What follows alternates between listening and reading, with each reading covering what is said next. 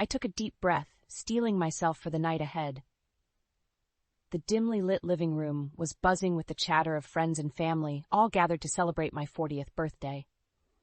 A surprise party, they had told me with winks and smiles, completely oblivious to the bomb that was about to drop in their midst. As I scanned the familiar faces, my gaze landed on Clarice, my supposed best friend of over 2 decades. Her radiant smile and glowing complexion instantly raised my suspicions. I had known her long enough to detect the subtle signs, the way she kept smoothing her hands over her abdomen, the slight flush on her cheeks. "Attention, everyone," Clarice called out, her voice ringing above the din. "Before we cut the cake, I have an announcement to make." A hush fell over the room as all eyes turned towards her. My heart pounded in my chest, and I gripped the armrest of the chair, bracing myself for the inevitable. "Marla, my dearest friend," Clarice began, her eyes glistening with unshed tears. "You've been like a sister to me all these years, and I can't imagine my life without you." She paused, her lips curving into a secretive smile. "Which is why I'm so thrilled to share this news with you first. Derek and we're expecting a baby." A collective gasp rippled through the room, but the sound was drowned out by the roaring in my ears. I forced a tight smile, nodding my head as if in congratulations, even as my world crumbled around me. Derek, my husband of 15 years, shifted uncomfortably beside me, his face ashen. Our eyes met for a brief moment, and the shame in his gaze was unmistakable.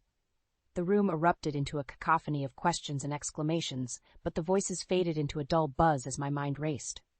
I had suspected their betrayal for months, ever since Derek's late nights at the office had become more frequent, and his affection towards me had cooled. But to have it confirmed so brazenly in front of our loved ones was a slap in the face I hadn't anticipated. As congratulations and well wishes poured in for the happy couple, I forced a smile, nodding and thanking everyone for their kind words. But deep inside, a fire was ignited, a burning determination to reclaim what was rightfully mine. This was just the beginning. As I lay awake that night, my mind drifted back to the day I first met Clarice over 2 decades ago. We were freshmen at Westbrook University, both wide-eyed and eager to embrace the world beyond our small hometown. From the moment she strutted into our dorm room, Clarice commanded attention with her effortless confidence and magnetic charm. Over the years, our friendship weathered its fair share of storms, but Clarice always had a way of smoothing things over with her charismatic ways.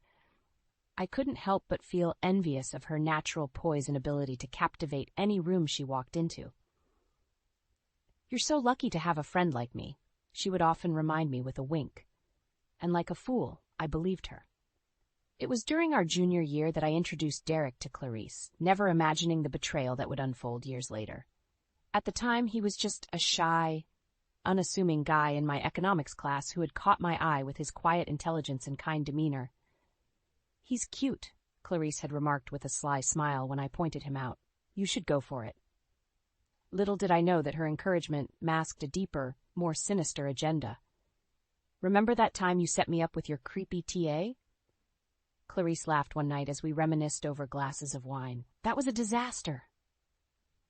"Hey, I thought you guys would hit it off," I protested, recalling the disastrous blind date I had orchestrated.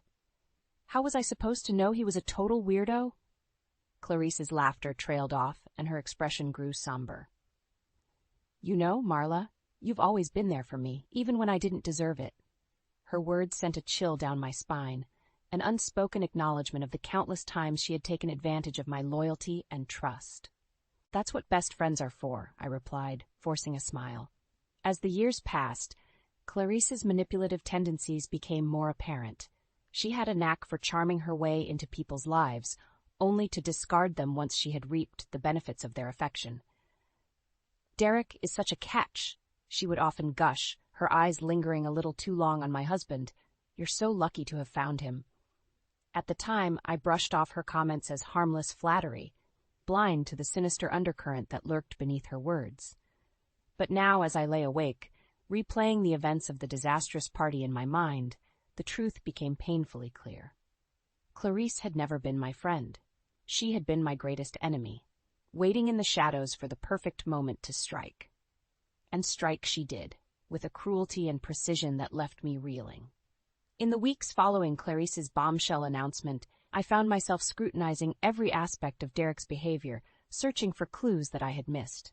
The late nights at the office, the sudden disinterest in family activities, the way his phone seemed permanently glued to his hand, it all made sense now. "Dad, are you coming to my soccer game this weekend?" my daughter Elena had asked one night over dinner, her eyes brimming with hope. Derek barely looked up from his phone. "I'll try, sweetheart, but work has been really busy lately." I watched as Elena's face fell, her shoulders slumping in disappointment. It was a scene that had played out countless times, but now I understood the true reason behind Derek's absence. As the weeks dragged on, the evidence of his betrayal became impossible to ignore. Lipstick stains on his shirt collars, unfamiliar numbers popping up on his call logs, and the lingering scent of a floral perfume that definitely wasn't mine. "Who's Jessica?" I had demanded one night, brandishing his phone in front of him. Derek's face paled as he stumbled over his words. "She's just a colleague, Marla. I swear, nothing is going on." But the guilt in his eyes told a different story. I started documenting every suspicious encounter, every late-night call, every flimsy excuse. Slowly but surely, a damning trail of evidence began to pile up, painting a clear picture of Derek's infidelity. "You've been acting so distant lately," I confronted him one evening, my voice trembling with barely contained fury. "Is there something you're not telling me?" Derek's gaze dropped to the floor, his shoulders slumped in defeat. "Marla, He trailed off, seemingly unable to find the words. "Don't bother lying to me," I spat, shoving a stack of printed emails and call logs in his face. "I know everything." The color drained from his face as he flipped through the pages, his hands shaking. How did you get these?" "Does it matter?" I shot back, my heart pounding in my chest. "The real question is, how could you do this to me, to our family?" Derek's eyes welled with tears, but I felt no sympathy for him. "Marla, please, let me explain." "Save it," I hissed, turning on my heel and storming out of the room, leaving him to wallow in his guilt and shame. In that moment, I knew there was no going back. The man I had loved, the man I had trusted with my heart and my life, had betrayed me in the cruelest way possible. And as I held back my own tears, a cold, hard resolve settled over me. Derek and Clarice would pay for what they had done. I would make sure of it. In the aftermath of Derek's betrayal, I knew I had to act fast to secure my future. I couldn't rely on him or his tainted income any longer. Fortunately, an opportunity presented itself in the form of an unexpected phone call from my former college advisor, Professor Finley. "Marla, it's been too long," his warm voice crackled through the line. "How have you been?" I hesitated, unsure of how much to reveal about the turmoil in my personal life. "I've been better, Professor," I admitted finally. There was a pause, as if he sensed the weight behind my words. "Well, I may have something that could help turn things around for you." Intrigued, I listened as he outlined an investment opportunity in a promising tech startup founded by one of his former students. "It's a bit of a risk," he acknowledged, "but the potential returns are astronomical." As he spoke, a plan started to form in my mind. This was my chance to secure my financial independence, to build a life for myself and my children without relying on Derek's tainted resources. "I'm in," I said firmly, cutting him off mid-sentence. Professor Finley chuckled, clearly surprised by my eagerness. "Excellent. I'll have the paperwork drawn up immediately." Over the next few weeks, I poured every spare penny I had into the startup, liquidating my savings and even dipping into my retirement fund. Derek remained oblivious to my moves, too consumed by his own guilt and the fallout from his affair to notice. "Where have you been disappearing to all the time?" he asked one evening as I rushed out the door, my mind preoccupied with an upcoming meeting. I shot him a withering glance. "Like you care." His face fell, but I felt no remorse. He had forfeited the right to my concern the moment he betrayed our marriage vows. With each investment, I felt a sense of control returning to my life. I was no longer the helpless victim, blindsided by the actions of those closest to me. I was taking charge of my destiny, ensuring that no matter what happened, I would come out on top. "You seem different lately," Clarice remarked during one of her frequent, unwelcome visits to our home. I fixed her with a steely gaze, my lips curling into a tight smile. "Just taking care of business." Her brow furrowed, clearly perplexed by my cryptic response.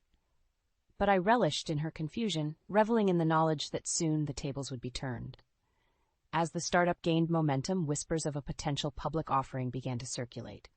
With each promising update, my determination grew stronger, fueled by the knowledge that my retribution was within reach. Derek and Clarice had no idea what was coming. But soon, very soon, they would learn the true cost of their betrayal. Months passed as I meticulously executed my plan. With each investment update, my confidence grew, fueled by the knowledge that soon Derek and Clarice would face the consequences of their actions.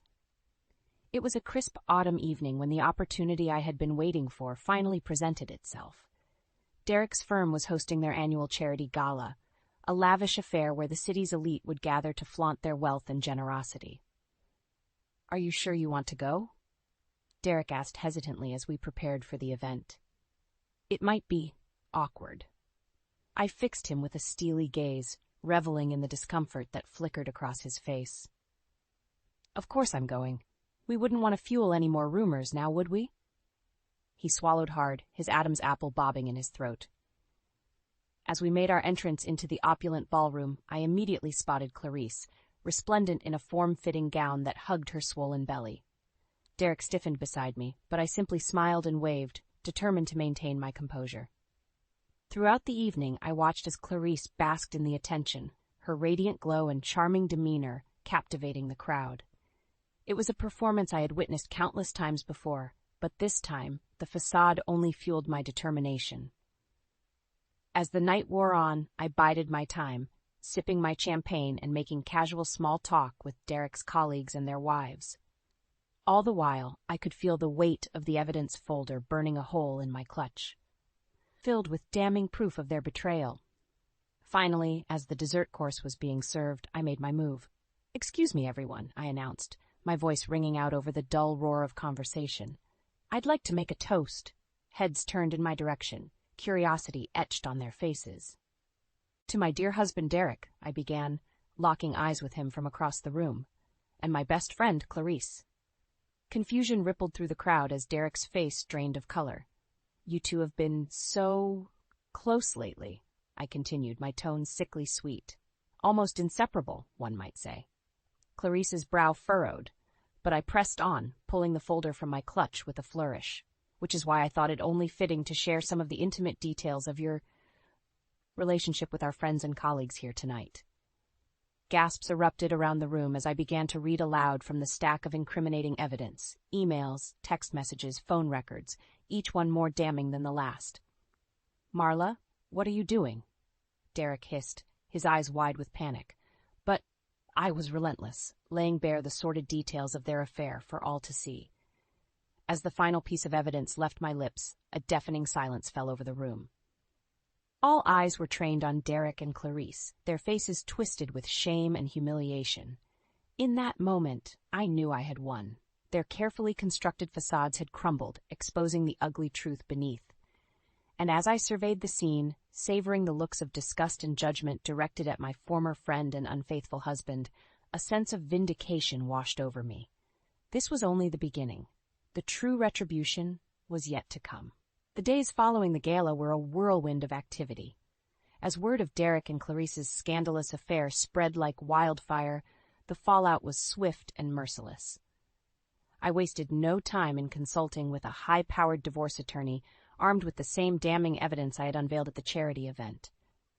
"This is an open and shut case, Mrs. Tinsley," the lawyer declared, shuffling through the stack of emails and text messages. "With proof like this, we can pursue an aggressive settlement in your favor."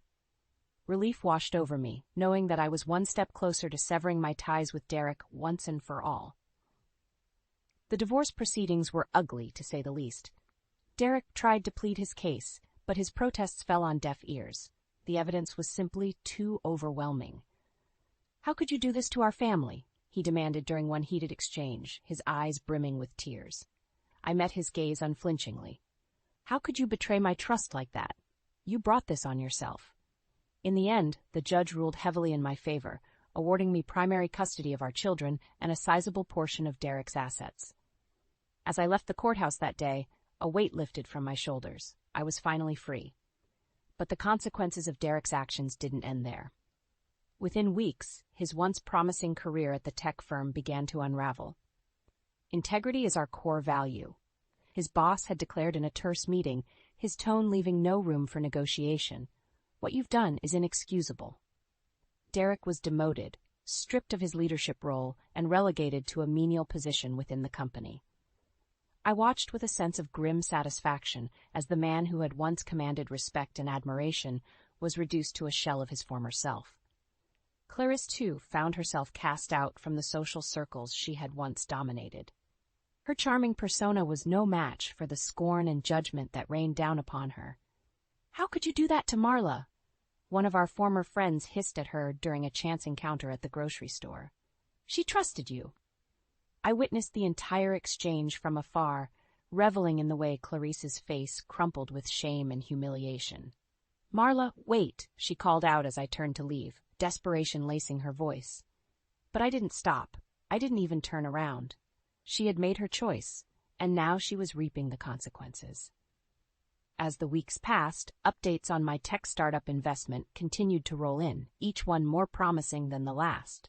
The company was on the verge of going public, and my stake in the venture was poised to skyrocket in value.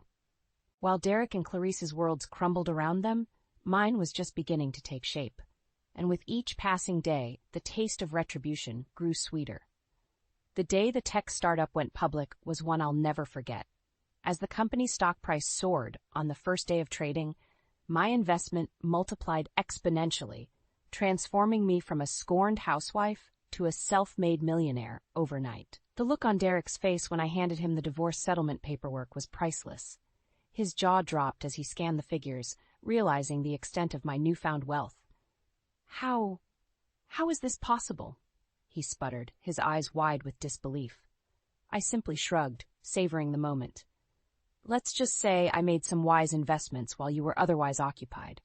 His gaze dropped to the floor, shame and regret etched into every line of his face. But I felt no pity for him. This was the price he had to pay for his betrayal.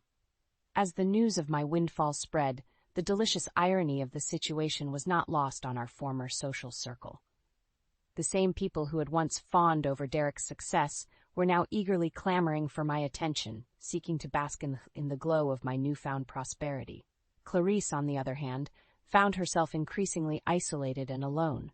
Her once charming persona had lost its luster, and her attempts to ingratiate herself with our old friends were met with cold indifference. "Marla, please," she begged during one particularly uncomfortable encounter at a local restaurant. "Can't we talk? I miss you." I fixed her with an icy stare, reveling in the way her eyes dropped under the weight of my gaze. "You made your bed, Clarisse," I replied coolly. "Now you can lie in it." With a flick of my wrist, I dismissed her, turning my attention back to the group of admiring socialites vying for my company. It was during this time that Derek made one last, desperate attempt to reconcile with me. He showed up unannounced on my doorstep, his eyes red-rimmed and his suit rumpled. "Marla, please," he pleaded, his voice thick with emotion. "I made a terrible mistake, but I still love you. We can work through this." I regarded him coldly, unmoved by his pleas. "You had your chance, Derek. You threw it all away for a fling with my so-called best friend." His shoulders slumped, defeated. "I know, and I'll regret it for the rest of my life. But please, don't shut me out completely. Think of the kids." At the mention of our children, a flicker of emotion stirred within me. But just as quickly, it was extinguished by the memory of his betrayal. "The kids are better off without your lies and deceit poisoning their lives," I said firmly. "We're done, Derek. Accept it and move on." With those final words, I turned and walked back into my house, leaving him standing alone on the doorstep, a broken and pathetic figure. As the months passed, I relished in my newfound independence and financial security. The hard-won lessons of Derek and Clarisse's betrayal had taught me the value of self-reliance and the importance of never allowing myself to be vulnerable again. And as I basked in the envy and admiration of those around me, I knew that true retribution had finally been served. The years passed, and as my wealth and influence grew, I found myself surrounded by a new circle of friends and admirers. Gone were the days of feeling overshadowed and insignificant. I was the one calling the shots now. Yet, even as I reveled in my success, the memory of Derek and Clarice's betrayal remained a constant, simmering presence in the back of my mind, fueling my determination to never let anyone take advantage of me again. It was during this time that Derek made one final, desperate attempt to reconnect with me and our children. He showed up unannounced at my office, his eyes pleading and his demeanor sheepish. "Marla, please, I just want to talk," he implored as my assistant ushered him in. I regarded him coolly, taking in his disheveled appearance and the lines of regret etched into his face. "You have 5 minutes," I said curtly, gesturing for him to take a seat. Derek launched into a well-rehearsed speech about how much he regretted his actions and how he longed for a second chance to be a part of our lives again. "I've hit rock bottom, Marla," he confessed, his voice thick with emotion. "I lost everything because of my own selfishness and stupidity, but I've learned my lesson, I swear." I listened impassively, unmoved by his pleas for forgiveness. "You made your choice, Derek," I reminded him, "and I made mine. I'm not going to let you back into my life or our children's lives, only to have you betray us again." His shoulders slumped in defeat, but I remained resolute. "Please, just think about it," he begged. "For the kids' sake." But I shook my head firmly. "The kids are better off without your lies and excuses poisoning their lives. It's time for you to move on." With those final words, I dismissed him, turning my attention back to the mountain of work on my desk. In the years that followed, I poured my energy into building a new life for myself and our children. I invested in a successful technology startup, and before long, my wealth had surpassed even my wildest dreams. With my newfound resources, I established a foundation dedicated to empowering single parents who had been betrayed by their partners, just as I had been. It was a way for me to give back and to help others find the strength and resilience that had carried me through my darkest days. As for Derek and Clarice, their lives took very different paths. Derek eventually found work in a menial role, his once promising career in tatters.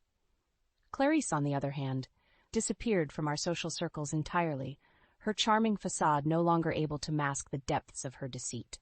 Occasionally I would catch glimpses of them around town, Derek looking haggard and defeated, Clarice, her once radiant beauty faded. But I felt no pity, only a sense of grim satisfaction that they had received their just deserts.